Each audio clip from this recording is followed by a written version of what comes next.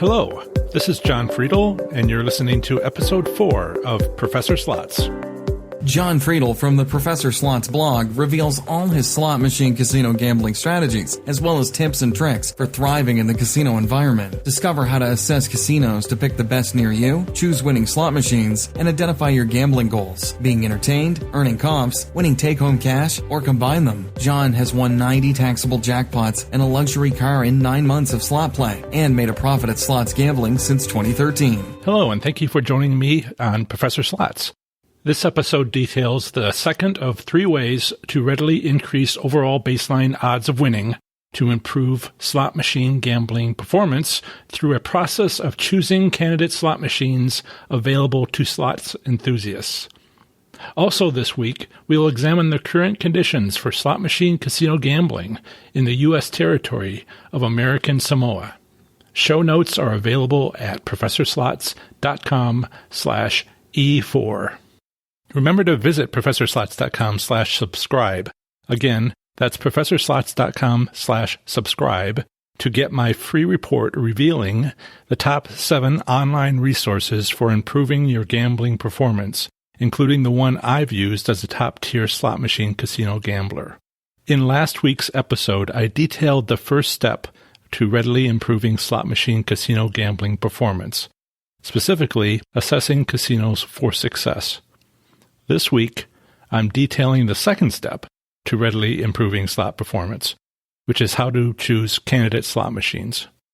For this episode, I'll be explaining the following aspects of choosing candidate slot machines: how the odds of winning are set within a slot machine, matching a slot machine denomination and credits based on your available bankroll amount, the basics of reading a slot machine's pay table, and a simple way to use pay tables to pick the best machines and avoid the worst. I'll be talking today about choosing candidate slot machines as another way to improve your odds of winning at slot machine casino gambling. It is not necessary to first listen to last week's episode about assessing casinos for success, but you might want to check it out soon. Choosing candidate slot machines can readily improve your gambling performance, just like assessing casinos can. Doing both creates a baseline or starting point from which to improve. I'll be discussing further improvements at length in later episodes. Basically, which casinos and slot machines you play on and with matters, because not all casinos and slot machines available to you have the same odds of winning.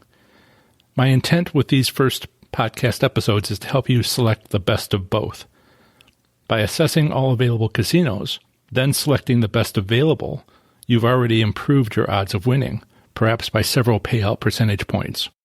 Once a specific casino has been determined to be currently the best of any available to you, choosing slot machines within that casino is the next step towards achieving your gambling goals. In the next episode, we'll talk about the next step, identifying your gambling goals. So, we've walked into our best available casino based on a careful casino assessment to now consider choosing slot machines that will most likely improve our overall odds even more. But how do we choose a good slot machine? Most people don't. They just dive right in without much of a plan. Well, we have a plan. Why do people dive right in? Frankly, it's because most everyone says and thinks playing slots is all about luck. If you pick the wrong slot machine and lose money, well, they say, better luck next time. Remember, casino employees are trained to say several things just like that. If you'd won a jackpot instead, you can believe they would have said, "You're so lucky. I'll see you later when you win another jackpot." Slot attendants have a job to do, and it most certainly isn't to discourage you from playing. They could lose their job for suggesting it, even to the worst problem gambler, obviously spending money they cannot afford to lose. In fact, slot attendants are trained to encourage you to stay and continue to gamble, and they're quite good at it. Why?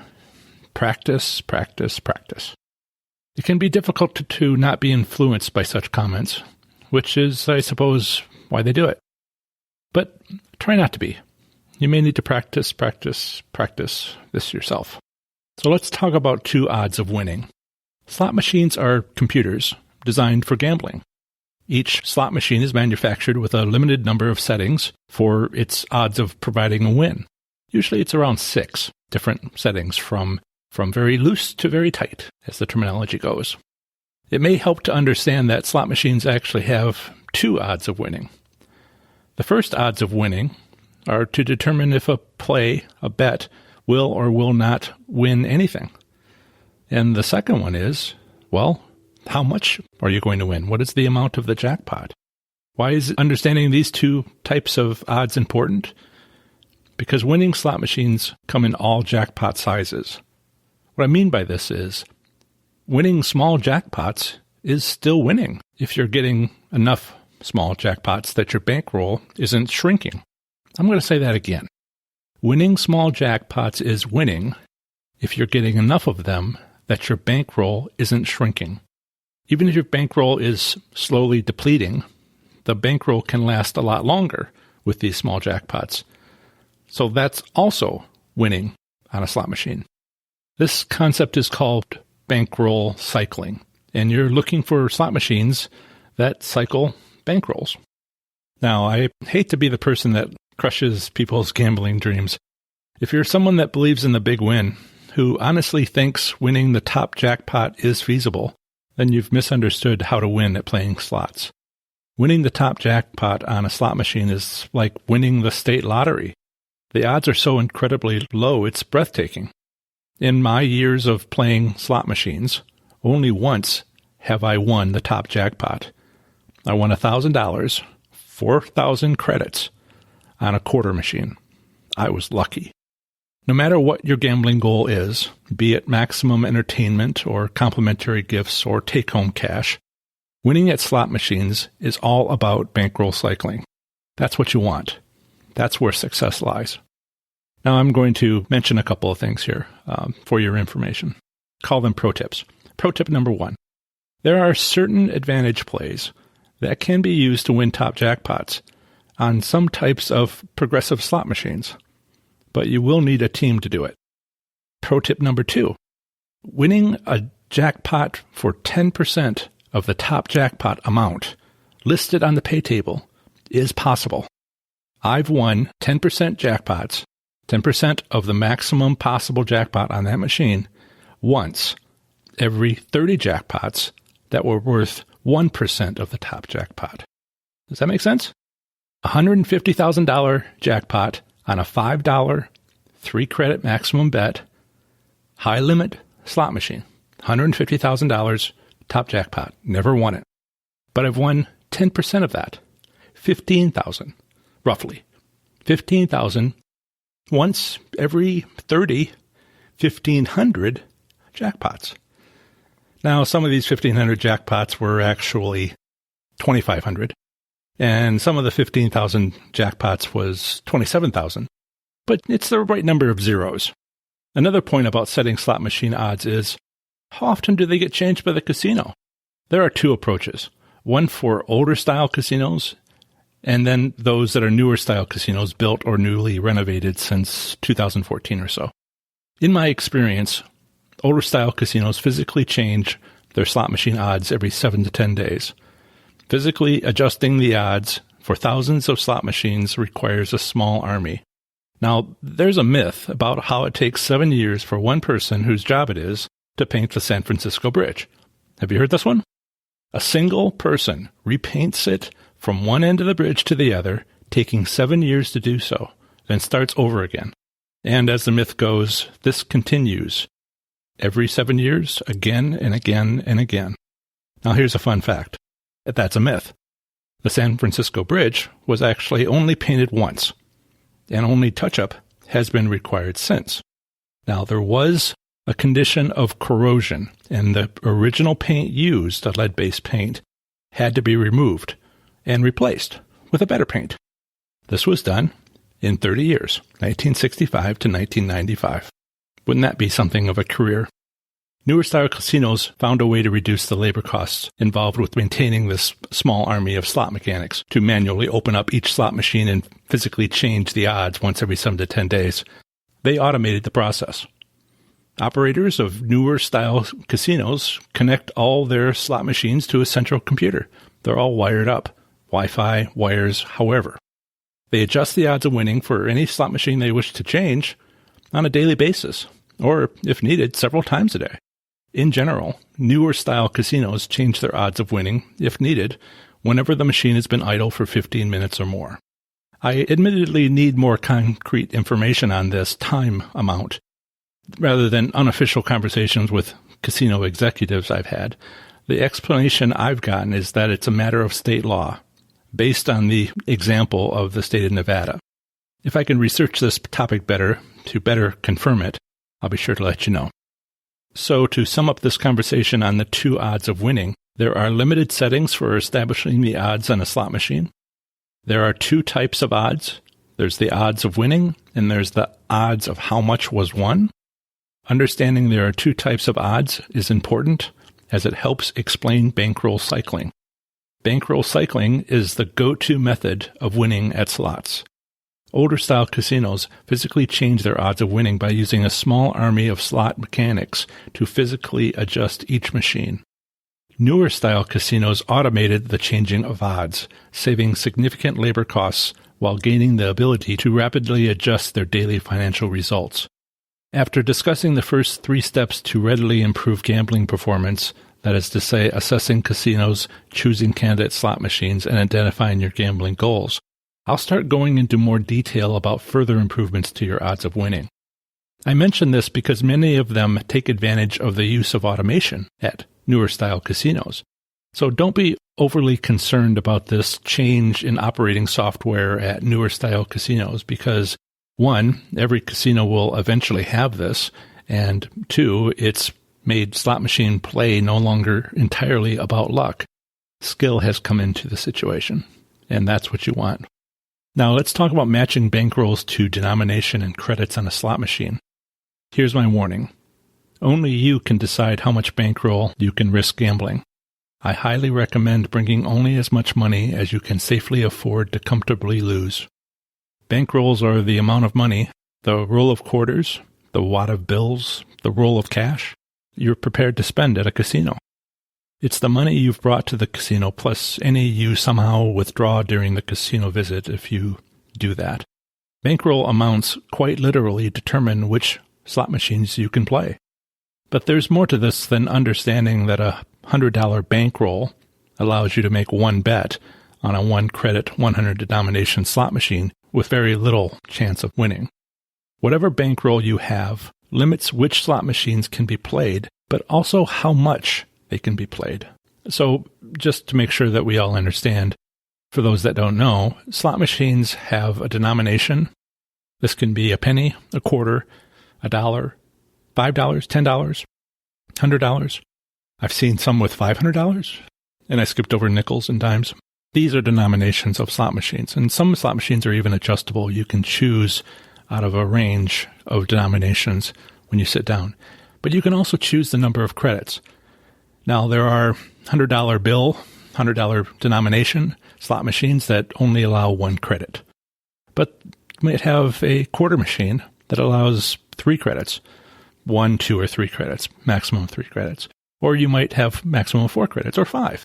That's a typical number for a quarter machine. Now, a penny machine, you could have 200, 250, 300, 350 maximum number of credits. And you can pick any number in between a 1-cent bet, a 2-cent bet, all the way up to the $2 bet for 200 credits or the $3 bet for 300 credits. It's a range of values, but penny machines are the ones that have the most amount of credits, and most of the others have relatively lower numbers. Not always quite true, but it is generally what you see. The cost of the bet is the denomination of the machine times the credits selected. So the cost of a bet for a $1 denomination machine for 5 credits is a $5 bet. A quarter denomination machine for 3 credits is a 75-cent bet. A penny denomination machine, a penny slot, for 300 credits is a $3 bet. By the way, the wins on jackpots, just to make sure again that, for those that don't know, to win at slots, we need and want bankroll cycling. Put another way, to win at slots, the machine has to run for a while before winning can occur. Not will occur, but more likely will occur. Yes, wins can happen at the first press of the bet button, but usually they need to be played for a while. How long do they need to be played? Well, about 100 to 120 bets is a good amount of play. This will determine if you're sitting at a winning or break-even slot machine, and if it isn't going well for the first 20 bets or so, you still have enough left over if you stop playing as soon as you notice that it's not performing well enough, and then you can try again in another candidate slot machine. So again, determine how much bankroll you have available to comfortably spend. You'll need to know that amount. Next, take that amount and divide it by 120 bets.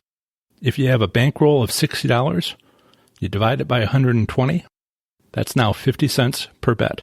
If you have a bankroll of $120 and you divide it by 120 bets, then what you're looking for is to have $1 per bet.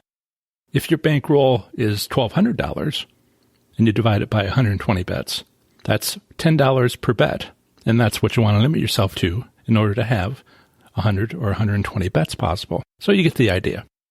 Knowing how much money is spent per bet allows you to match your bankroll amount to a specific slot machine. So a bankroll of $60 means you have 50 cents per bet, and this would match a quarter denomination 2-credit slot machine. You can even have more than 120 bets if you choose 1 credits on that 2-credit machine. Another possibility would be a penny denomination, a penny slot, up to 50 credits. A couple more examples here. So if you have a bankroll of $120, that's $1 per bet. That's a quarter machine for up to 4 credits. That's a penny slot up to 100 credits. Now, if you have a bankroll of $1,200, that means that you are looking for $10 per bet, and that would match many slot machines. So this increases the number of candidate slot machines that you would be able to find. For example, this would include a $10 denomination 1-credit slot machine, a $5 denomination 2-credit slot machine, a $1 denomination up to 5-credit, or 10-credit if you can find one, slot machine, a quarter denomination up to 40-credit slot machine, usually stop around 5 credits for quarter machines, and on a penny slot, that would be 1,000 credits per bet. You might not find one with that many credits. Note that it isn't necessary to bet each time as much as your bankroll divided by 120. You can actually bet far less if you want to, but exceeding that cost per bet means losing the means to make enough bets to allow slot machines to play long enough for you to learn if they cycle bankrolls. To sum up this discussion of matching bankrolls to slot machine denominations and credits, bankrolls are the amount of money you have for comfortably spending at a casino. Bankrolls limit both machines to play as well as how much they can be played. To win at slots, we need and want bankroll cycling. Being able to make 120 bets with your bankroll allows the player to learn if bankroll cycling is happening, and if it is not, to stop playing that slot machine and still have enough left over for another. So, divide your bankroll by 120 bets. Match this cost per bet to available slot machine denominations and credits. It is okay to bet less than this, but not okay to bet more. And then don't make all 120 bets without evaluating your progress. Certainly be careful initially, perhaps making as few as 20 bets to determine if it happens to be a bad machine. Again, trust your instincts. You're going to need to listen and trust your instincts on whether or not you have a bad machine. If it's performing poorly, if it's a tight slot machine, it won't pay out anything at all in those 20 bets. This can and does happen. Quick decisions are necessary here, so limited betting gives a clue to its performance, yet still leaves enough to gamble with on another machine if it isn't, assuming you stop playing as soon as you notice it's not performing well enough. You have to make your own decision on what is not performing well enough and what that means. But again, if it's not paying out anything after 20 bets, maybe sooner, seriously consider stopping play on that particular slot machine. Let's move on to reading a slot machine's pay table.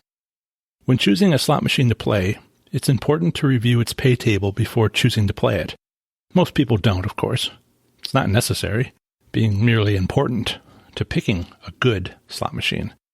Frankly, the casino industry gains an advantage over players that don't read slot machine pay tables. For example, the layout and structure of a pay table can be crazy complicated. I think this is sometimes done intentionally. Don't be misled, however. I want to make the distinction that while it is important to read a pay table, and I'll explain why, for our purposes, it isn't important to fully understand it. Yes, there may be some winning advantage involved with making good choices while playing a slot machine based on the instructions located in the pay table, but that's not what I'm talking about. What we are trying to do, what I want to explain, is we are reading the pay table to determine if it's a good or likely of far greater importance if it is bad, so we can subsequently avoid it. I'll explain this shortly. Located somewhere on the slot machine is one or more tables, rows and columns and numbers and symbols. They show the amount of credits won if specific combination of real symbols appear in the pay line after a bet is made by the player and the reels stop moving. As an aside, I'm using a number of slot machine gambling terms. In a few episodes, I'll be going over all the most common terms so that you understand, so that everybody understands some of these terms that I'm using about pay lines and real symbols, but that will be for later. To continue, this pay table is often surrounded by notes regarding the meaning of special real symbols and game instructions during any possible bonus rounds. Explains what's the meaning of wild symbols and some other real symbols, special real symbols. Again, yes, understanding the pay table may help to make correct decisions when playing a specific slot machine. But as I've explained, that's not what we are after here. Nevertheless, I'll take a moment to explain a standard kind of pay table. In general, pay tables are usually pretty obviously located. However, sometimes a special game rules button needs to be pressed before they can be viewed.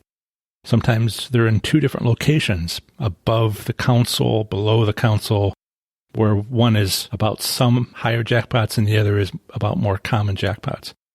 So sometimes there are multiple pages or multiple screens, and you might have to scroll through them with a touch screen. The main table is set up to have several combinations of real symbols side by side. To the right of each of these possible real combinations would be the amount won if one or more credits are bet. The top of the table has the real combinations necessary to win the highest possible jackpot, with that jackpot amount, usually but not always expressed in credits, being shown in the column beneath the number of credits bet. On progressive machines, by the way, there is no number. It just says progressive, and you have to look elsewhere for the currently active progressive jackpot amount. That's the main area of a pay table and what we will most be interested in shortly. Another general comment to make about pay tables is how incomplete they are. Even if highly summarized, pay tables don't usually show all possible jackpot amounts. Every real combination for every possible jackpot is simply not shown. Special real symbols are often defined alongside the pay table. Real combinations are often combined for common jackpot amounts. Plus, if there's a bonus round, then important information is often on or near the pay table. A common example of this is a small note somewhere that maximum credits must be bet for a bonus round to be possible, meaning additional game features may not activate unless maximum credits are bet. It can sometimes be difficult or impossible to determine this from confusing pay tables. Again, this is often deliberate.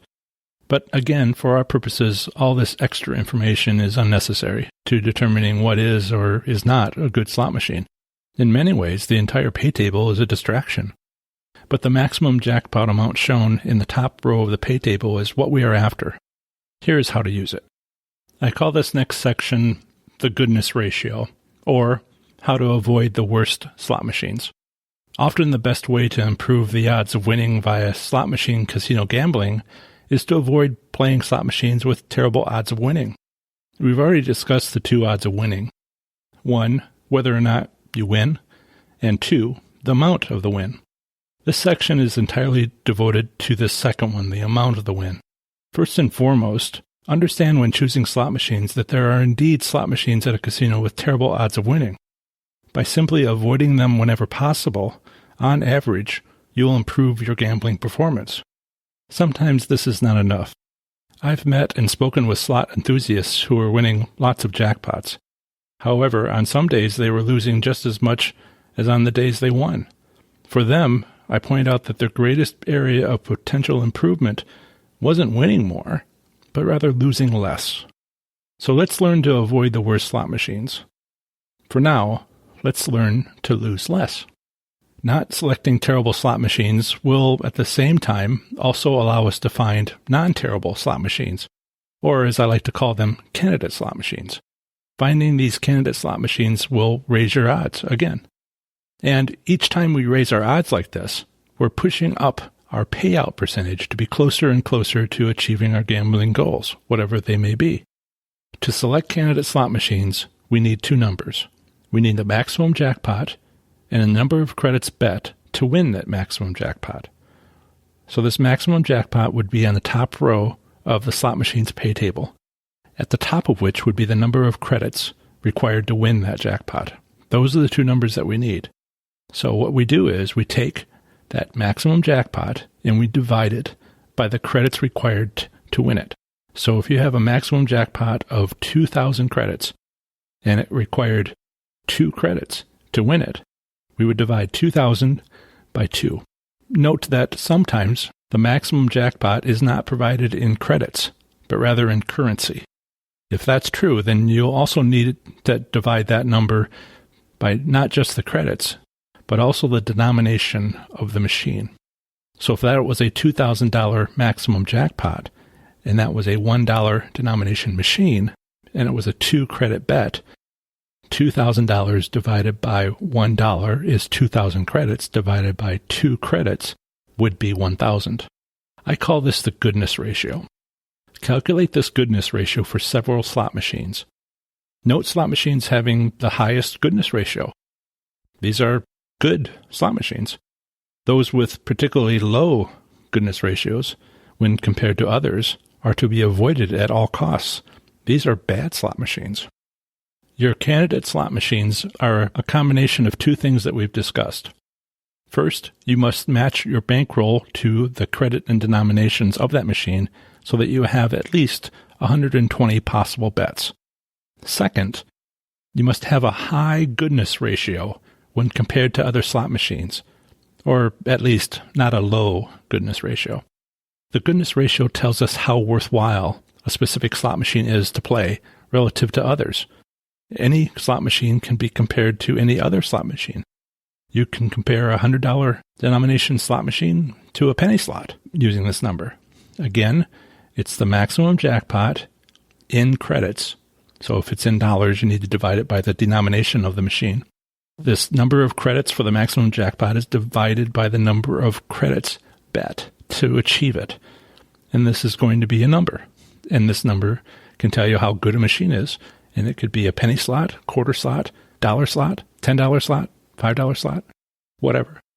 This combination of slot machine gambling rules selects candidate slot machines that offer both a chance of winning while also offering a chance to win, on average, the best possible jackpot amount. Note that I'm providing a simple calculation I hope most people can perform. I'm not explaining this in a complicated way that might be more confusing than helpful. What I've tried to do is build a simple tool that anyone can use in an often hectic casino environment. Now, if there are people who are interested in the statistical underpinnings of what this goodness ratio is really doing, please let me know. If enough people are interested, I'll explain it more deeply at another time. In summary, after available casinos have been assessed and one specific one chosen, it's time to select candidate slot machines at that casino most likely to result in a relatively higher value win. The size of your available bankroll, whatever it is an important factor in this selection process. The bankroll size needs to be matched to the slot machine's denomination and number of credits, with the intent of having at least 120 possible bets. I've also discussed how the odds of winning are calculated twice by the slot machine, first to determine if you've won, and again to determine how much you've won. Another important aspect discussed was the basics of reading a slot machine's pay table. Finally, we talked about the goodness ratio to help select candidate slot machines, along with slot machines matched to an available bankroll. The goodness ratio was also discussed as a mean to learn which slots to avoid. So let's talk about next steps. For help with assessing casinos within your area via online resources, selecting your best slot machines, and identifying your individual slots-related gambling goals, I'm now offering personal coaching. It is my hope that these podcasts and the articles on my website, professorslots.com, will be sufficient for this need, but I decided that if you do have questions, I should make myself somewhat available. For those interested, please see my personal coaching website at professorslots.com/coaching. I only have a few openings available most weeks, and this is a strictly limited opportunity. First come, first served. That's everything I wanted to say for now about choosing candidate slot machines.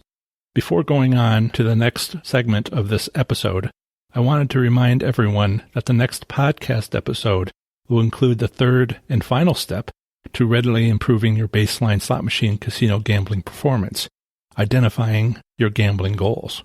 In that next episode, I'll talk about the most common goals of slot enthusiasts, including entertainment, complimentary gifts, and take-home money, as well as offer some insight into if your current habits hint at what they are, how and why to focus on one particular type of gambling goal, and if bankroll sizes really matter. Show notes for this episode are available on my website at professorslots.com/E4, where you will find an embedded audio player, full transcript, downloadable audio file, a place to leave comments about the show, a link to my Google Play and iTunes pages to leave a rating or review or to subscribe, and my social media sites for sharing. Again, show notes for this episode for those interested can be found on my website at professorslots.com/E4. So let's talk about the U.S. territory of American Samoa relative to slot machine casino gambling. This week's U.S. state, U.S. territory, or federal district for which we were looking at slot machine casino gambling is American Samoa. American Samoa is a U.S. territory. American Samoa is a U.S. territory located in the South Pacific. The entire U.S. territory consists of 7 islands and atolls. Its largest island is Tutuila, having the capital of Pago Pago. The 2010 census showed a total population of just over 55,000 people, and the total land area is slightly less than 77 square miles. A little bit of history here. In 1878, the U.S. signed a treaty to establish a naval station in Pago Pago Harbor. In 1899, an agreement with Germany divided Samoa, with the U.S. taking the eastern islands. By 1904, the eastern islands had all been ceded to the U.S. and formally accepted by the U.S. Congress in 1929. Similar to Alaska, and here's the bad news, American Samoa slot machine casino gambling does not exist. There are no land-based casinos, although visiting cruise ships may have their own casinos. My research into American Samoa's legal statutes relative to casino gambling showed that they have none. The legal status for the private ownership of slot machines in American Samoa is unknown. There appears to be no laws for or against private ownership. And as you might expect from what I've already said, American Samoa has not established a state gaming commission. So in the section here for gambling establishments, there are no gambling establishments on the 7 islands and atolls that comprises American Samoa. When I originally published this information on American Samoa earlier this year on my blog, a follower of my Instagram account commented that they had grown up on American Samoa, and they were kind enough to inform me that American Samoa residents do like to play cards in the hotel lobbies in Pago Pago, which is the full extent of gambling there. In summary, the U.S. territory of American Samoa lies in the heart of the Pacific Ocean, about halfway between Hawaii and New Zealand. There are no land-based casinos and hence no slot machine casino gambling, with the possible exception of visiting cruise ships that may offer casino-style slots, likely only when traveling in international waters. On the next episode of Professor Slots, Part 1 of Episode 5 will be identifying your gambling goals. I'll talk about, does bankroll size matter? I'll ask if your gambling goal is to maximize entertainment value. Is it earning complimentary gifts? Is it take-home money? And then I'll have a summary. Part 2 of Episode 5 will be about Arizona slot machine casino gambling. I'll again have an introduction. I'll discuss relevant legal statutes on gambling. I'll talk about slot machine private ownership, the State Gaming Commission, and they do have one, all of the gambling establishments, and then a summary. That's the end of another great episode of the Professor Slots podcast. Show notes for this episode can be found at professorslots.com/E4. That's professorslots.com/E4. I plan to have the next episode out very soon for you, where I'll have amazing content for the show. If you are someone who wants better success at slot machine casino gambling, please subscribe to the show, and if you have a moment, head on over to iTunes and leave a rating and review. That would help so much. Until the next episode, have fun, be safe, and make good choices.